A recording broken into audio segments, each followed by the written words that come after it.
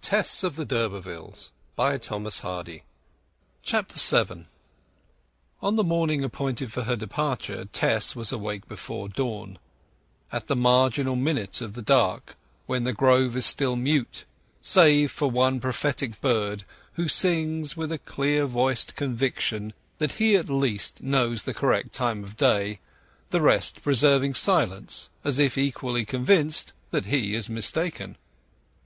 She remained upstairs packing till breakfast time, and then came down in her ordinary weekday clothes, her Sunday apparel being carefully folded in her box. Her mother expostulated, "You will never set out to see your folks without dressing up more the Dan than that." "But I'm going to work," said Tess.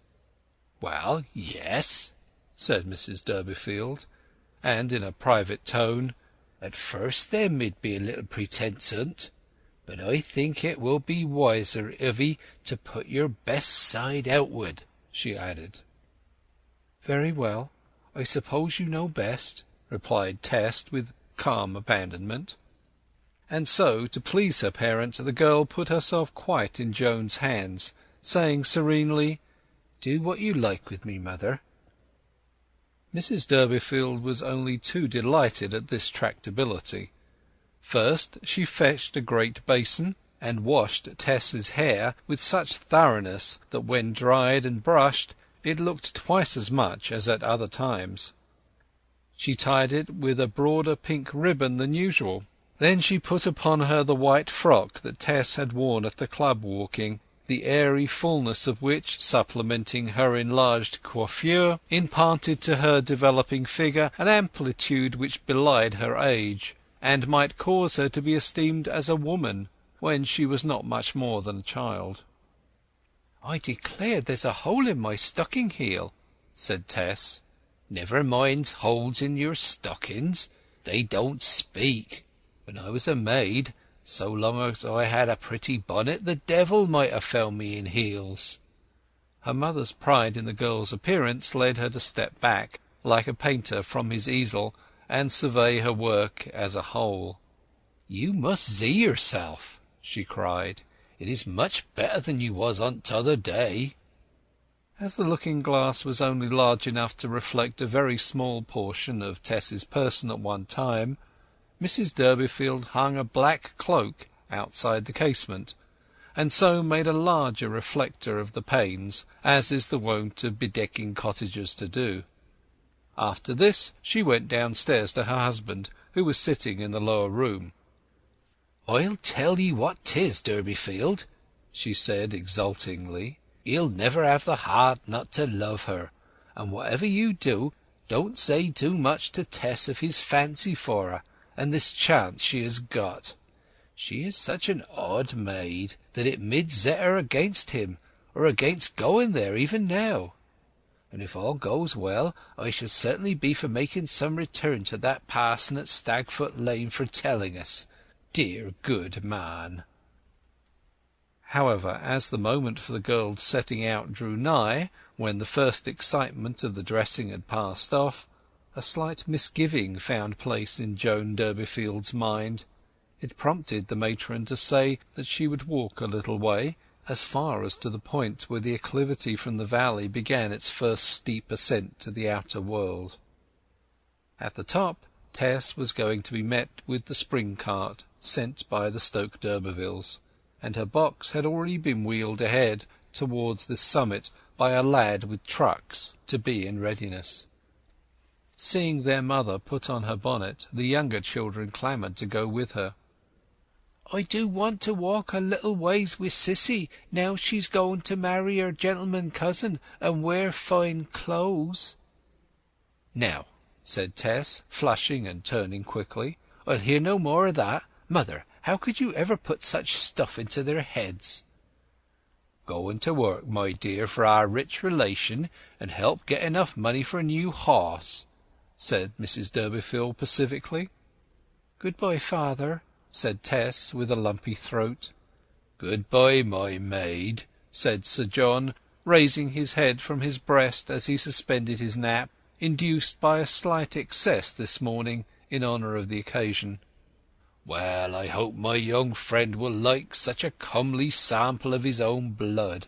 And tell en, Tess, that being quite sunk, quite from our former grandeur, I'll sell him the title, yes, sell it, and at no unreasonable figure." "Not for less than £1,000!" cried Lady Durbeyfield. "Tell en I'll take £1,000. Well, I'll take less when I come to think of it. He'll adorn it better than a poor lammocken fellow like myself can. Tell en he shall have it for 100, but I won't stand upon trifles. Tell en he shall hae it for 50, for £20. Yes, £20, that's the lowest. Dammy, family honour is family honour, and I won't take a penny less." Tess's eyes were too full and her voice too choked to utter the sentiments that were in her. She turned quickly and went out. So the girls and their mother all walked together, a child on each side of Tess holding her hand, and looking at her meditatively from time to time, as at one who is about to do great things. Her mother just behind with the smallest, the group forming a picture of honest beauty, flanked by innocence, and backed by simple-souled vanity. They followed the way till they reached the beginning of the ascent, on the crest of which the vehicle from Trantridge was to receive her, this limit having been fixed to save the horse the labour of the last slope. Far away behind the first hills the cliff-like dwellings of Shaston broke the line of the ridge. Nobody was visible in the elevated road which skirted the ascent save the lad whom they had sent on before them, sitting on the handle of the barrow that contained all Tess's worldly possessions. "Bide here a bit, and the cart will soon come, no doubt," said Mrs. Durbeyfield. "Yes, I see it yonder." It had come, appearing suddenly from behind the forehead of the nearest upland, and stopping beside the boy with the barrow. Her mother and the children thereupon decided to go no further, and bidding them a hasty good-bye, Tess bent her steps up the hill. They saw her white shape draw near to the spring-cart, on which her box was already placed. But before she had quite reached it, another vehicle shot out from a clump of trees on the summit, came round the bend of the road there, passed the luggage-cart, and halted beside Tess, who looked up as if in great surprise. Her mother perceived for the first time that the second vehicle was not a humble conveyance like the first, but a spick-and-span gig or dog-cart, highly varnished and equipped. The driver was a young man of 3 or 24, with a cigar between his teeth, wearing a dandy cap, drab jacket, breeches of the same hue, white neckcloth, stick-up collar, and brown driving gloves. In short, he was the handsome horsey young buck who had visited Joan a week or two before to get her answer about Tess. Mrs. Durbeyfield clapped her hands like a child. Then she looked down and stared again. Could she be deceived as to the meaning of this? "Is that the young gentleman kinsman who makes Sissy a lady?" asked the youngest child. Meanwhile the muslined form of Tess could be seen standing still, undecided, beside this turnout whose owner was talking to her. Her seeming indecision was, in fact, more than indecision, it was misgiving. She would have preferred the humble cart. The young man dismounted and appeared to urge her to ascend. She turned her face down the hill to her relatives and regarded the little group. Something seemed to quicken her to a determination, possibly the thought that she had killed Prince. She suddenly stepped up. He mounted beside her and immediately whipped on the horse. In a moment they had passed the slow cart with the box and disappeared behind the shoulder of the hill. Directly Tess was out of sight, and the interest of the matter as a drama was at an end, the young one's eyes filled with tears. The youngest child said, "I wish poor Tess wasn't gone away to be a lady," and lowering the corners of his lips burst out crying. The new point of view was infectious, and the next child did likewise, and then the next, till the whole three of them wailed loud.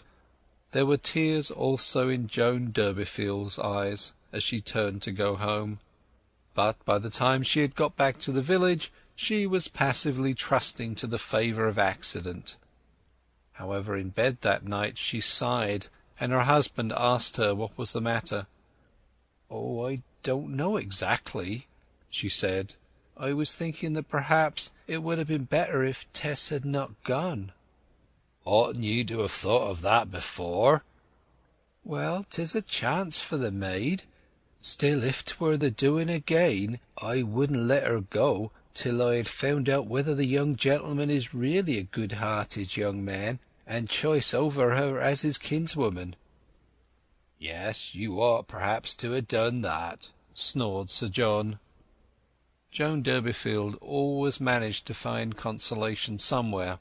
"Well, as one of the genuine stock she ought to make her way with en, if she plays her trump card aright.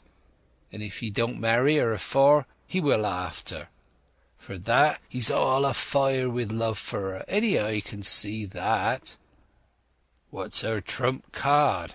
Her d'Urberville blood, you mean?" "No, stupid, her face, as 'twas mine." Chapter 7